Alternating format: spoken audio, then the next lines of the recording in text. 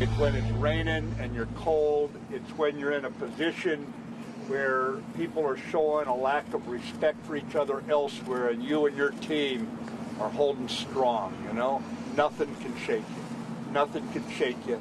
There you've got the Secretary of Defense, Jim Mattis, rallying the troops at our southern border in Texas as that caravan of migrants arrives in Mexico, just south of San Diego, scaling fences and taunting authorities, as you can see right there. Here to weigh in, Fox News national security strategist and former deputy assistant to President Donald J. Trump, Dr. Sebastian Gorka, joins us from the Washington area. Good morning to you, sir.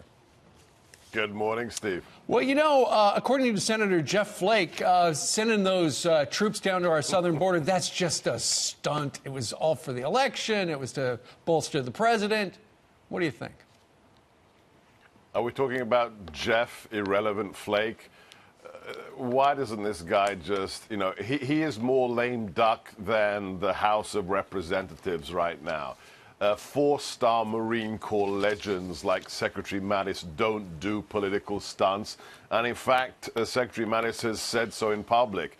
This is something we've done dozens and dozens of times before under previous administrations, including the Obama administration. This is military support to civilian authorities. And when you've got 7,000, 10,000, 12,000 illegal immigrants coming to the border, then our CBP agents, our Customs and Border Patrol, need support. Right. And this is a very, very righteous mission. You know, down in Washington, the palace intrigue is that John F. Kelly may be gone, the chief of staff. It sounds like the Secretary of Homeland Security, Kristen Nielsen, may be gone. And one of the reasons for that is the president is frustrated that more has not been done on our southern border and with immigration and stuff like that. I guess that's just what you get when you have a businessman who's used to getting things done, results-oriented, and it's 2 years in, and, you know, he would like to see more in the win column.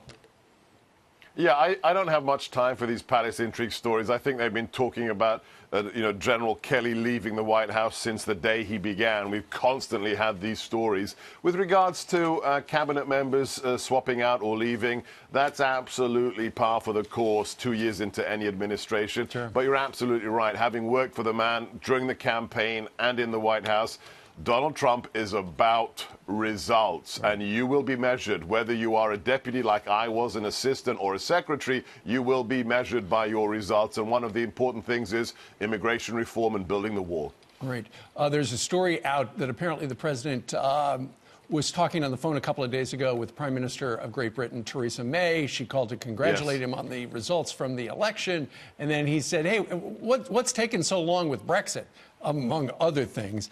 And now there's news that apparently her cabinet is going to support her on some sort of breaking exit plan over there.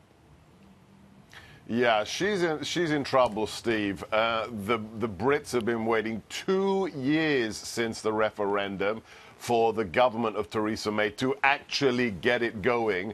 She had this awful thing called the Checkers Plan. That's been redrafted. As a result of the new one, she's had 2 ministers and 2 secretaries resign. She's in trouble because this is not what the British people voted for. So she might have a vote of no confidence in the next few hours.